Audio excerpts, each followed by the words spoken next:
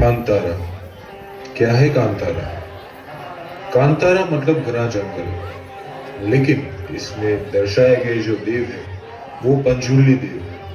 इस प्रस्तुति को देखने से पहले उनके बारे में कुछ जानना आवश्यक है। पंजुर्ली मतलब युवा वराह, जो विष्णु के वराह अवतार जैसे मानव सभ्यता के आरंभ में इस धरती पर फसल और जंगल की रक्षा करने के लिए भगवान शिव ने उनको माता पार्वती के कहने पे कैलाश पर्वत से निष्कासित करके धरती पे भेजा था।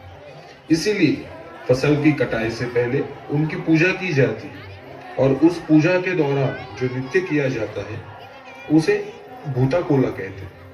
भूता मतलब देव्य और कोला मतलब नृत्य। और हम आपके सामने जो प्रस्तुत करने वाले हैं वो उसी का एक अंश है।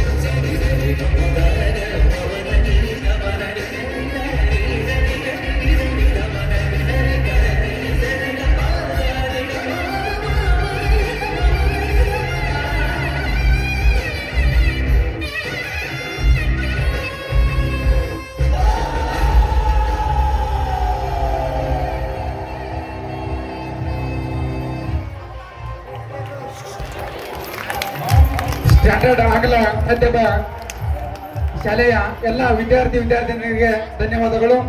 ಈ ವಿದ್ಯಾರ್ಥಿನಿಯರಿಗೆ ಬರಲಿ ಒಂದು ಜೋರಾದ ಚಪ್ಪಾಳೆ.